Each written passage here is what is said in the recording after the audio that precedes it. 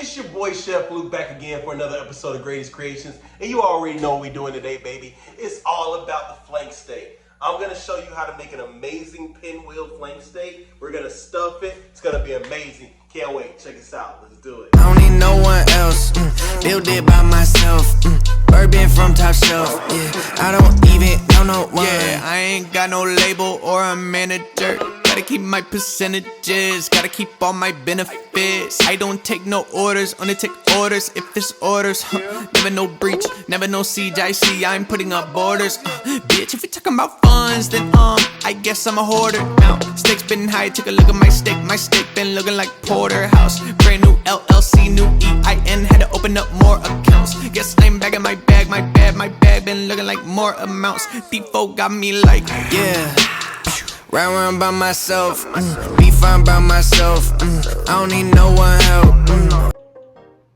As I always say, great dishes start with great ingredients, so we definitely want to make sure we're starting with those high quality ingredients. That being said, go ahead and take out your flank steak, go ahead and unwind it, and we're going to go ahead and hammer it a little bit just to tenderize and give us a little bit more surface area to work with. Once that's done, what you want to do is inspect the cut of meat and remove any silver skin that you find, any excess silver skin, any excess fat that you want to remove. That's just going to help trim it up, make it an even cook, and it's going to also help with that tenderness as well. So once that's done, go ahead and season it. We're going to do salt and pepper on both sides of it. This is just also to do as like a slight little brine process because the main part of the tenderization is going to come from the marinade. We're going to soak it in a nice oak flavored marinade. So once that's done, go ahead and transfer it over into your marinating bowl. We're going to use hickory smoked marinade today, and we're going to let that sit for about 2.5 hours in the fridge. While that's being done, go ahead and get your vegetables prepped and chopped. We're going to do onions, bell peppers, both green and red.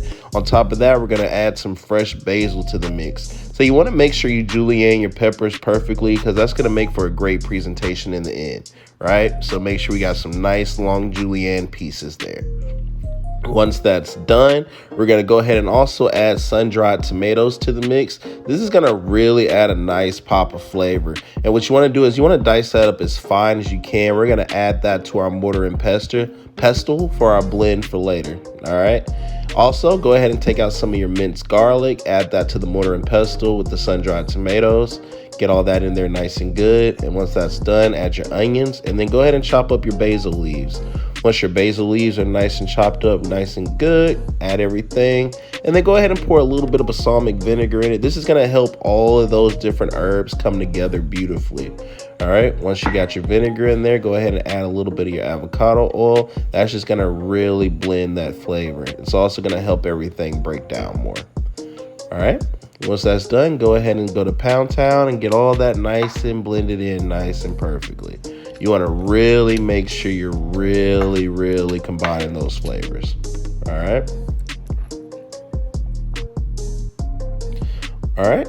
Also, if you want, this is something I like to do. You don't have to. I add a little bit of mushrooms to the mix as well as some tomato basil pesto. I think it just really adds an extra level of flavor on top of what we're already doing. So go ahead and spread all your different mixes over the surface area of the meat after you've taken it out of the fridge after a 2-hour marinating process. Go ahead and put down a lot of mushrooms. Once your mushrooms are on, add a little bit of the onion and then the peppers. I went ahead and alternated the peppers red and green back and forth. Again, just helps for presentation at the end. After that, go ahead and add your provolone slices and your prosciutto. This is going to really just increase the depth of flavor that this dish provides. If you don't like prosciutto, you can always use like your typical thin sliced bacon as well. Once that's done, get that nice and rolled, and you want to have your butcher's twine already set, so once your roll is complete you can go ahead and tie that off. You want to separate about a 1/2 inch to 1 inch between each tie. That way you're going to get an even cook and it's going to help everything stay together smoothly. All right. Once you got the main layers done, go ahead and tie off the ends. That way you're not losing any of those beautiful stuffing ingredients that we added into the mix. And once you have both of your ends tied off nice and perfectly, we're going to go ahead and do one long line of twine from one end of the beef to the other end. And that way we just know for a fact that we're going to have a nice smooth surface area for the cooking process. If you notice any spots where it's coming apart a little bit, it's okay to go ahead and add an extra spot of twine. Nothing wrong with it. We want to make sure we don't lose any of that beautiful stuff in. All right. You already know we gotta build flavor on top of flavor on top of flavor. So what we're doing right here, we're getting a nice sear on the meat. And we're gonna go ahead, make sure your pan's nice and hot, flip it, and you wanna get that nice, even sear all the way throughout.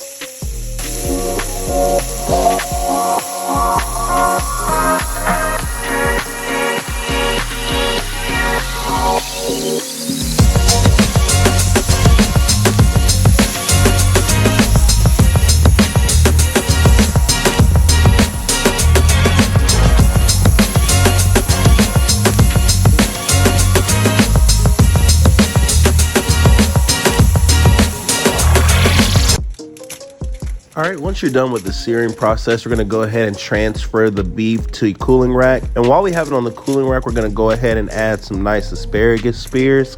This is gonna pair really well with the steak. And what you wanna do is once you have them nice and spaced out evenly, go ahead and apply some of your avocado oil. And the avocado oil is gonna really help as a binder once we apply our salt and pepper. Make sure you preset your oven for 425, and then we're gonna go ahead and transfer everything in. We're gonna put everything on the middle rack. That way we're gonna get an even distribution of heat from both the top and the bottom without burning. Don't worry, we're gonna add it to the top rack at the end just to get that final coating of sear over the asparagus tips. So every 10 minutes, you wanna go ahead and rotate that beef again, just making sure you're getting a nice even coating as you cook. And then once that's done, about 30 minutes later, go ahead and pull that out and you have perfection.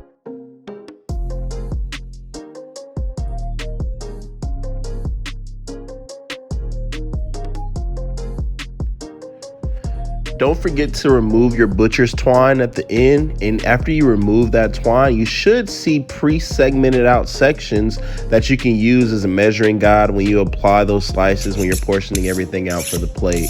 Go ahead and get your knife nice and sharp, and we're gonna cut into it. Let's see what we got. Hoping for a perfect medium rare, and it looks like we achieved it. You know?